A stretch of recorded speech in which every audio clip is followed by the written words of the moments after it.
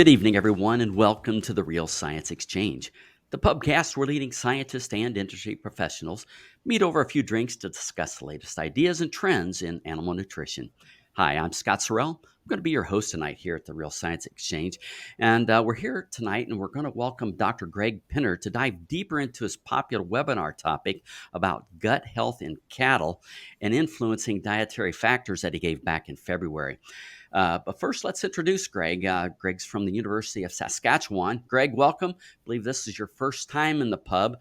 Now, I also know it's very early where you are. We like to say it's always happy hour at the Real Science Exchange, but in fact, it is early where you're at. You're at the Western Canadian Dairy Conference. Is that correct? Yeah, Western Canadian Dairy Seminar held in Red Deer, Alberta every year. Excellent. And so that being early, though, is there anything exciting in your glass this tonight? I'll say tonight, even though it's morning. Well, I have a cup of coffee, and if I had access, my preference would be to have some Irish cream flavoring the coffee for me. Yeah, awesome. Excellent. So, Dr. Penner, I see you've brought a guest with you today. Would you please introduce her? Yeah, so I brought Claire Bertens. Claire is a Ph.D. student in my group, and fortunately for me, Claire is very active in terms of her research progress and has done a lot of the work in our group focusing on gut health in dairy cattle. Excellent. Claire, welcome. It's nice to have you here. Why don't you tell me a little bit about yourself? I understand you've got dual citizenship. Tell us a little bit about that. Yeah, thanks so much for having me. It's an honor to be here, and the Real Science Exchange is definitely one of my favorite podcasts. So it's cool to be involved. I grew up on a dairy farm just east of Olds, Alberta. My parents immigrated from the Netherlands in 1996, and where they started milking 50 cows, and they've grown to their current size of 850 cows. So I always thought I would go back to the farm, honestly. But I did my undergrad at the U of S with Greg, and we took a animal production class, and it was a tour class, and we toured a bunch of variety of farms around Saskatchewan and Alberta, and I got to know Greg, and being stuck in a van with him for over a week, he convinced me to do a master's, and my master's led to transferring into my PhD, and that's where I'm at right now. I'd say that was a fortuitous ride that week. So, yeah, good for you. Welcome. Glad to have you here. My co-host tonight is Pistol Pete Morrow. Pete, I couldn't resist, right? Pistol Pete had his record That's right. Broken this week by, what was her name? Caitlin Clark. Caitlin Clark from Iowa. Boy, she's the real thing. That was a lot of fun. I watched that game. Unfortunately, she beat up on my Buckeyes. So, but I'll get over that. Pete, I understand you're also in Red Deer. Anything in your glass this morning? You know, I'm along the same lines. I'm having a hot chocolate this morning to get a little caffeine and a little warmth before I go out and hit the colder weather up here. All right, very well. So you guys are going to make me drink alone because I am having a bourbon tonight. So I usually try to have kind of a bourbon story, but tonight my story is a little bit different. I was skiing last week in Colorado with some old fraternity brothers, 60-some-year-old guys. I was in an ag fraternity called AGS, and I happened to get on a chairlift and got talking to the folks on the chairlift, and they were also in an ag fraternity called AGR. There was a group of young dairymen and one veterinarian from Wisconsin, the AGR house at Wisconsin. So had a great conversation. Unfortunately, I did not catch their names. And so what I'd like to do is if anybody knows out there knows of some young dairymen and one veterinarian that went skiing at Copper Mountain last week, have them contact us at anh.marketing@balchem.com. And I'm going to give them their choice of either a Real Science Exchange beer mug, wine glass, or whiskey glass. So I hope I hear from you guys. So.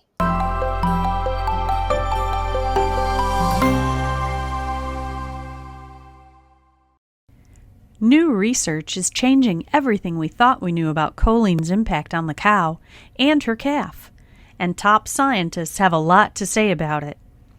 They are presenting new research that supports choline as a required nutrient to optimize milk production, choline as a required nutrient to support a healthy transition, choline as a required nutrient to improve calf health and growth, and choline as a required nutrient to increase colostrum quantity.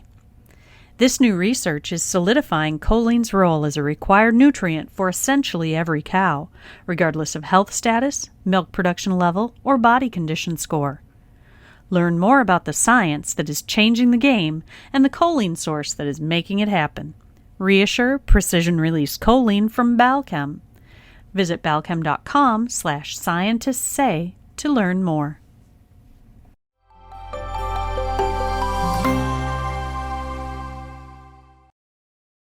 With that, really like to get started.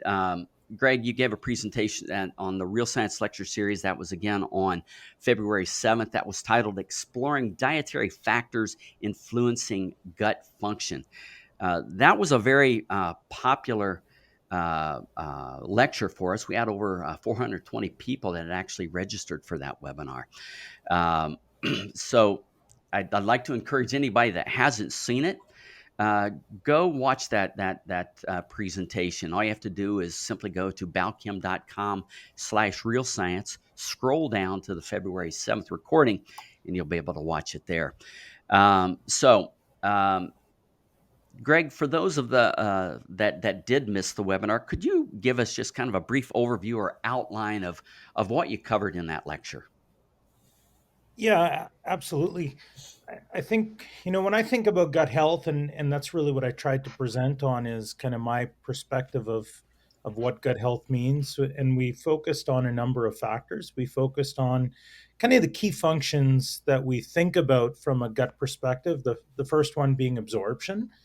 Recognizing that without absorption across the gut, we have really a limited ability to deliver nutrients to those cows and achieve the levels of production and growth that we expect in our dairy heifers and milk production in our lactating cows. And then we kind of shifted gears and we focused more on the barrier function aspects or the permeability aspects that are commonly measured. And I'd just like to argue we often don't measure many of the functional characteristics that probably lead to permeability outcomes. And that would primarily be related to mucus and antimicrobial peptide secretion. So the webinar really focused on permeability as measured with chromium EDTA or cobalt EDTA, and that's really why I brought Claire to this podcast as well, because Claire was instrumental in developing a new technique that we used, and so I showed some of the results from that work, highlighting that, at least based on our current understanding, it looks like intestinal regions really drive total gut permeability to a much greater extent than ruminal permeability. And so that's, I think, been a long lasting evolution in our thought, but now we finally have data to help support that hypothesis that really we probably need to think a lot more of the intestinal regions in dairy cattle than we have historically. Interesting. I'm going to start off with Claire. How did you come to pick those compounds, and can you talk a little bit about the technique that's used in measuring permeability? Yeah, absolutely. So in that study, it was a heat stress model. So we were interested in looking at the effects of dietary cation anion difference and mainly manipulating sodium concentration and dietary buffer for cattle that are under heat stress. And we wanted to, we know that heat stress can cause a leaky gut. And typically, other research groups like Dr. Baumgard's group, they use an oral dose of chromium EDTA. And however, it's been used lots, and it's a good marker. It is total tract permeability, and so we don't have the ability to see this regional permeability response or being able to segregate permeability responses in the rumen or in the pregastric regions versus post-ruminal. And so with that, we kind of thought, well, what if we were to infuse two markers that are both indigestible and non-metabolizable, and that have no transcellular transport mechanisms. And so cobalt EDTA is another one, and it's commonly used in nutrient digestion, passage rate, those kind of techniques, I guess. And so we thought that a ruminal dose of chromium EDTA could give us the total tract permeability, and then an abomasal dose of cobalt EDTA would give us our post-ruminal permeability. And then even though we're being able to segregate those two regions, even the cobalt EDTA, we don't exactly know where along the intestinal region it is permeating, but at least we're able to segregate those two regions. So is this considered a novel technique? Are we going to have something named after you? I don't know. We'll have to come up with a unique name. I think so. Yeah, I think the first goal is really to publish the method, and Claire is working on that right now. We've done a proper full validation study. So as Claire mentioned, we kind of did the steps backwards in some ways. We applied the marker or the new method in an active study. It showed some really promising results where we do have treatment responses for intestinal permeability and at least a tendency for total tract permeability.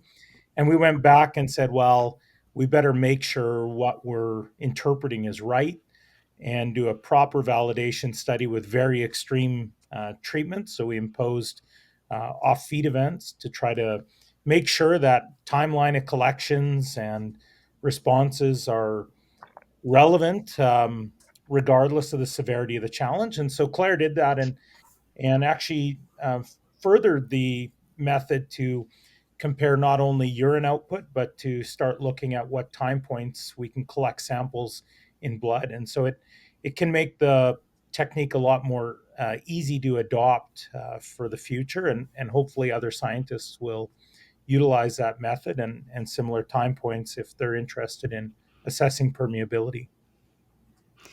Now, is that the only way of assessing permeability, or at least the best way? I'm just kind of thinking, on farm, cattle have issues with this. Is there a way to know on the farm other than you've got some animals that are ill? Claire, why don't you tackle that one? Well, so this technique that we've used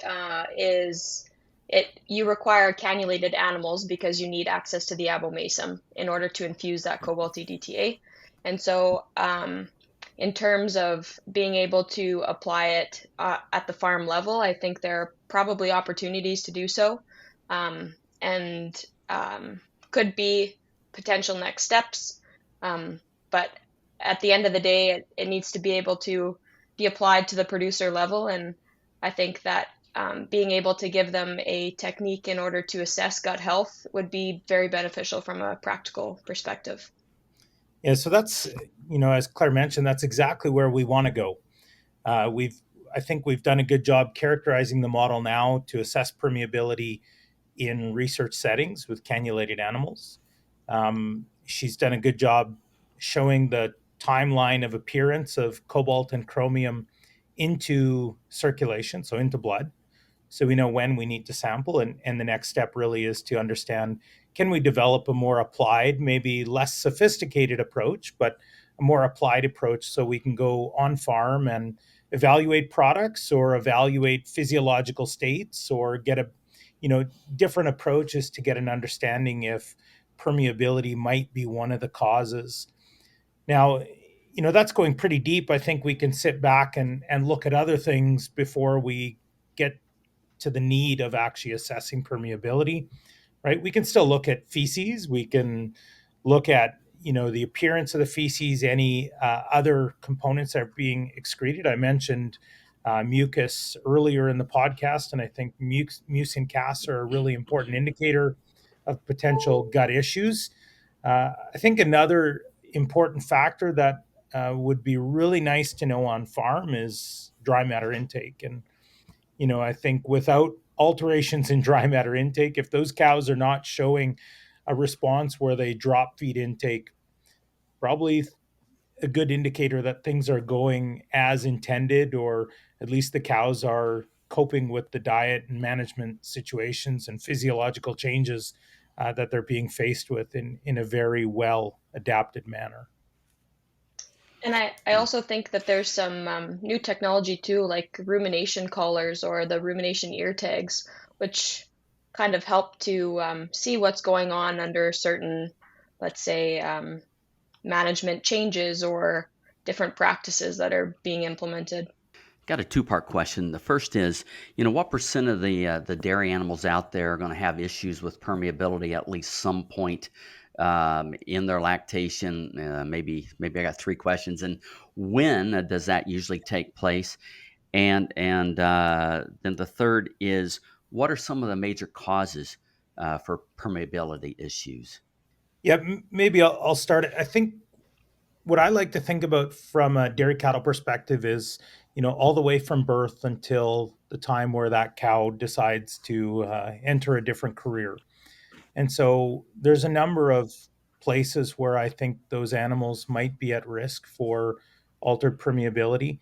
We're seeing a big shift in Canada in particular in terms of calf management, and that's really driven by a mandatory auditing program that Canadian dairy farmers have to participate in, called ProAction. And within ProAction, there's certain production standards that must be maintained. And so I think we're seeing a big change in calf management, and the amount of colostrum calves are provided, the amount of milk calves are provided during the milk feeding phase. And with higher milk feeding rates comes opportunities for growth and maybe first lactation milk yield or second lactation milk yield, but also comes with challenges associated with weaning. And we have some initial work showing that if weaning is implemented too abruptly, we can really increase the risk for decreased barrier function of the gut or increased permeability. And so I think that's one critical risk period that we've highlighted. If we think about as that heifer then moves from the pre-weaning phase into the growing phase, there's a number of dietary changes, there's social setting changes. And while I hope we always have feed present in front of those animals, there are situations on farm where we might be striving for a slick bunk program, or, equipment might break down, or for other logistical reasons, feed delivery is delayed. And so that can lead to other digestive upsets that cause erratic feed intake patterns. And we speculate, although we don't know for sure, we think that probably will drive increased risk for a leaky gut. And then as those animals move in towards calving, dairy cows still, even with advancements we've made in prepartum diets, they still depress feed intake, and we still see a number of cows that experience transition disorders, whether those be infectious disease or other challenges.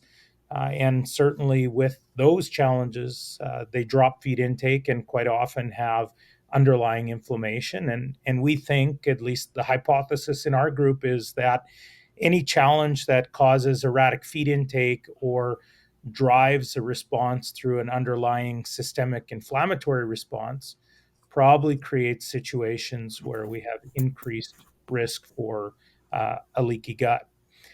And I think, that's really what Claire's been doing. So Claire, maybe you want to talk a little bit about some of the projects you've been leading in our group and what you hope to learn from those. Yeah, so that's why I'm not in Red Deer with Greg right now, is I'm currently running a project.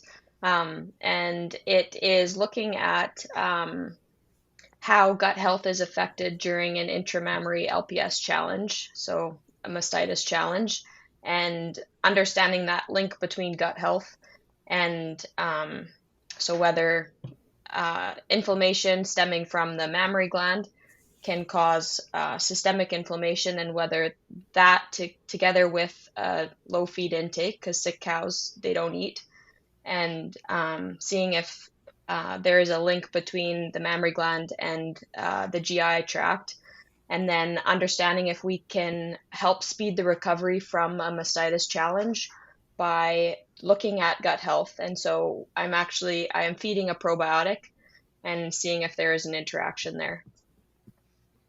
And I think this is a really exciting area. If we can prove whether or not leaky gut situations happen, and whether they have a production related or animal welfare related response, I think it could create a situation where we enter a new philosophy in how we treat sick animals. The running kind of story that we're focusing on is when we have a leaky gut, we might be able to deliver different compounds to accelerate recovery. And so, if we have cattle that come out with a case of mastitis, when I went through my graduate training and undergraduate training, we just treated mastitis with antimicrobials. Now, quite commonly, we use non-steroidal anti-inflammatories in addition to the antimicrobials. We're questioning maybe the next evolution is not only treating the infection and the pain associated with the infection, but maybe we need to be thinking about how we can accelerate recovery of the gut to prevent secondary disorders from arising as those animals are recovering from their first challenge. Dr. Penner or Claire, I was just wondering if you had in your mind, was there a critical time period for feed withhold before we think there's problems, or is there a period that wouldn't be a problem? Obviously, minutes probably aren't a problem, but hours are. Is there a break point where that is? Yeah, our data really suggests. So I look at this a different way. We typically withhold feed in our studies as a nutritional challenge. But what you really have to do is look back at kind of the methodology for how we're conducting the studies. And in most cases, we start our permeability measurements 2 or 3 days after feed has been withheld. So these can be fairly short-term reductions in the amount of feed that the cows are consuming. And the whole point of these challenges is to try to replicate what we would see under normal infectious disease like mastitis, or under heat stress conditions, as Claire tested in her first experiment, or other conditions that we would see with transition dairy cattle. So it can be pretty acute. And in addition to altered permeability, we've done some fairly intensive experiments where we've shown absorptive surface area can decrease by at least 60% within that 5 days if we're talking about ruminal absorption. And where I get a little more confidence in the data is when other groups kind of replicate a similar model and we find similar outcomes across groups and across institutions. And so Lance Baumgart's group has also shown pretty severe reductions in intestinal villi surface area when exposed to off-feed events. Claire, what is your thought when you think about mastitis or other issues? Do you think there's a long enough exposure to off-feed events or enough of an inflammatory response to alter feed intake? How much do you see cows dropping feed intake when you induce or infuse LPS? That's a good question. So usually the cows, they tend to peak, their rectal temperatures will peak around 6 hours with the induction challenge that we're working on. And then it seems to resolve within 12 hours, but their feed intake, they get sick probably 3 hours after, and they don't eat for, I would say for a solid 12 hours that they don't touch it.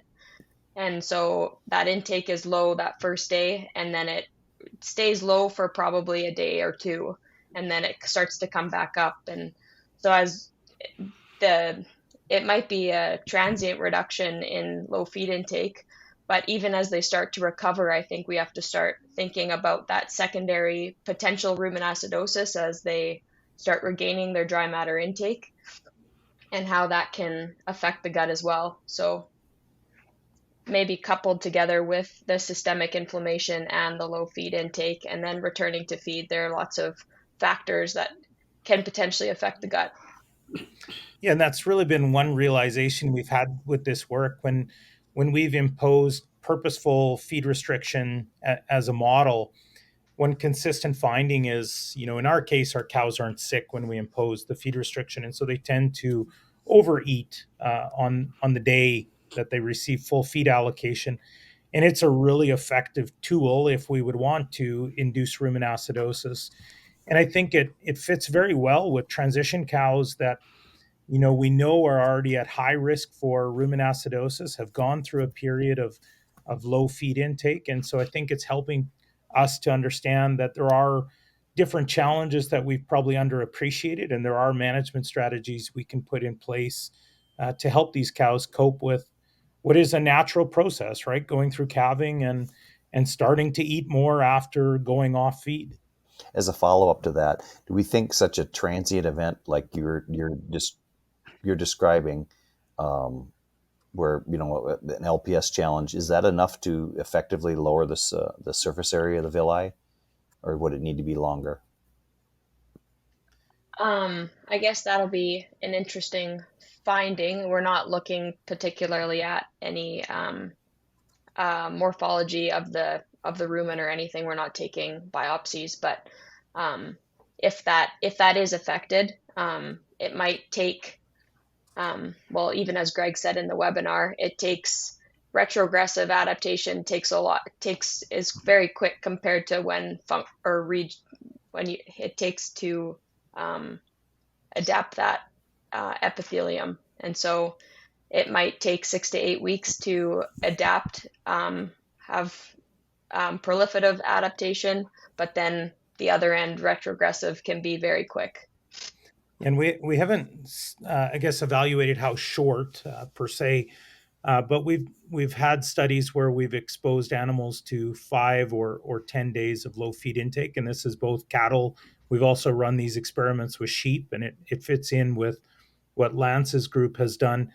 And the stark finding is that within 5 days, we see enormous reductions in surface area. We actually have reductions in liver weight within 5 days. And so I think again about transition cows that go off feed and the importance of the liver, and whether or not the liver is actually decreasing in mass as in response to a lower plane of nutrition, just because of that reduction in feed intake that's occurring, and all the adaptations that need to occur to make sure that the recovery occurs in a reasonable time frame to support lactation responses.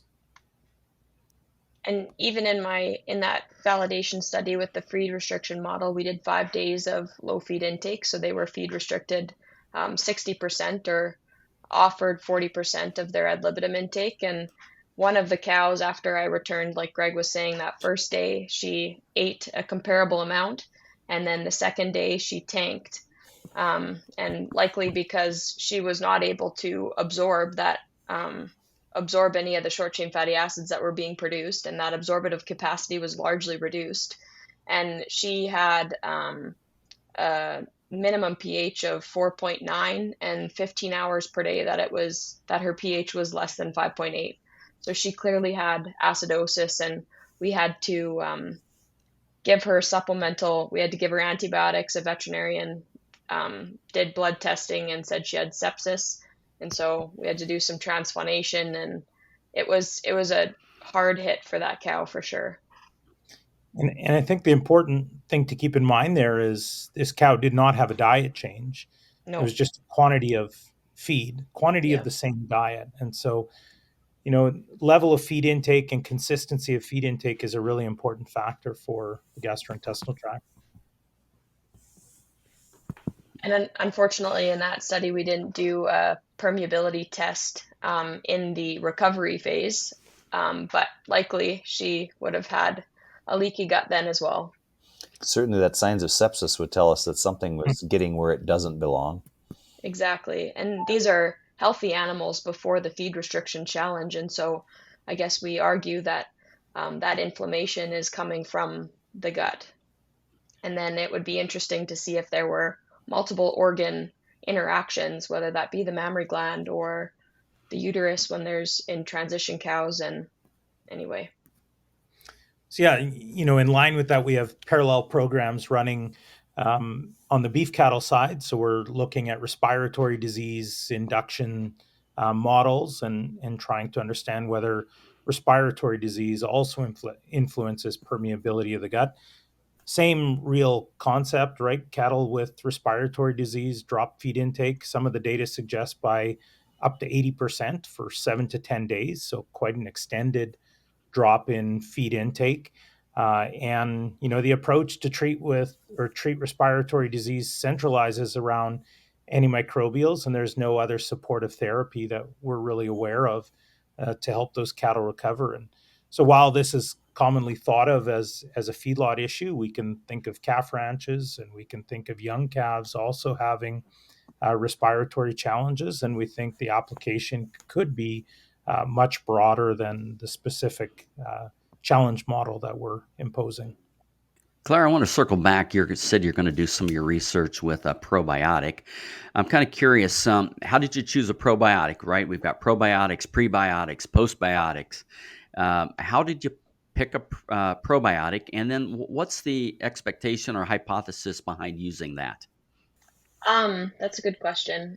So we're working with a company that is supplying a probiotic, and that they want to have some more insight into how it functions and whether it can have immunomodulatory effects. And there is some data to suggest that postbiotics, or those in particularly yeast, so Saccharomyces cerevisiae. I know there is some with the fermentation end products that have like beta glucans, have some immunomodulatory effects. And this probiotic is a combination of yeast, bacteria strains, and some also postbiotics. And so they're just interested in whether it can have some effects on the immune system, and particularly during a mastitis challenge. So whether feeding this probiotic or combination can help with gut health and potentially create a more robust immune system during a challenge and help these cattle recover. So maybe that means in terms of somatic cell counts that they are recovering quicker, or in terms of dry matter intake, or maybe they don't drop as much. And so that's kind of where we're interested in. Yeah, so if I think of gut health, or at least therapies, there's a couple approaches we can think about, right? One would be, can we provide supportive therapy to prevent issues? So this would be prolonged feeding of products if they are effective at stimulating gut function, or it could be in situations where you can't predict an outcome, or can't well predict an outcome. So if an animal comes down with mastitis, there's an opportunity maybe to apply post-diagnosis therapy to help accelerate recovery. So kind of a two-pronged approach, trying to mitigate the risk and secondly, accelerate recovery. Right. So the probiotic that I'm feeding is an in-feed. So they are being, prior to the mastitis challenge, they are being fed. And so maybe on a, like Greg is saying, on a practical or on a commercial level, if a cow comes down with mastitis, whether, I guess, if you use probiotics or prebiotics or postbiotics in the diet, and then having that alternative to maybe give them a boost when they do have clinical cases of mastitis. Talking about using butyrate in dairy cattle, has that ever been looked at? Yeah, there's a lot of work that has looked at the use of butyrate. Most of the work has been conducted with microencapsulated sodium butyrate. Really, that work was driven out of Poland, and I was fortunate to work with Dr. Pavel Gorka. He served in our lab as a postdoc for about a year, and he's now back at the University of Krakow and continues to do that work. And there's promising responses with sodium butyrate when included as part of the milk replacer program. There's some positive responses when provided in the starter mixture for calves around weaning and post-weaning. And then they also have some work looking at transition cows where Some supplemental sodium butyrate has also shown some promising responses.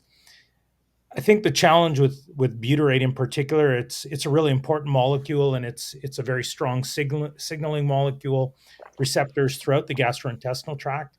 The problem is it looks like low doses can be positive and high doses could actually be negative.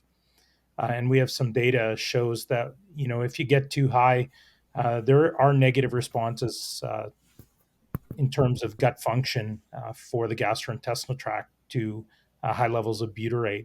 So it's one of those where you need to be in that Goldilocks range. A little is good, a lot can be bad. There was a question during the webinar related to problems with beef on dairy calves when they're fed out, that they're having more issues with liver abscesses. And your comment was that you gave was related to colostrum. I kind of wanted to dig into that a little bit in terms of what could be the mode of action there, and do we potentially see that? Why in beef on dairy calves and maybe not on the heifers as well?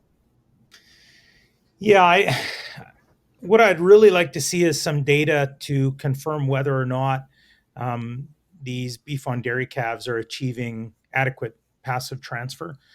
There are some speculations in industry that might not always be the case, and I'm involved peripherally in some work that Dr. Mike Steele is leading with beef on dairy systems, really looking at colostrum feeding and milk replacer feeding.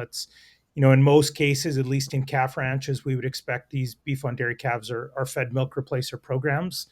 And I think because of the cost of milk replacer and the investment that's being imposed, probably not seeing high levels of milk replacer feeding like we would see for replacement heifers that are retained on a dairy farm or on a heifer rearing facility.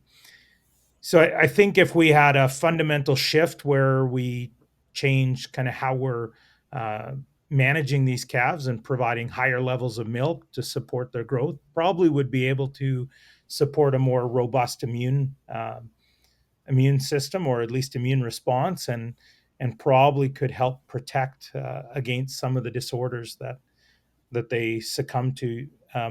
The carcass data that has come out of Texas has shown very clearly that these beef on dairy cross calves have much higher rates of liver abscesses, and it looks like they're higher than we see for straight bred Holsteins, and certainly higher than we see for kind of the native beef population.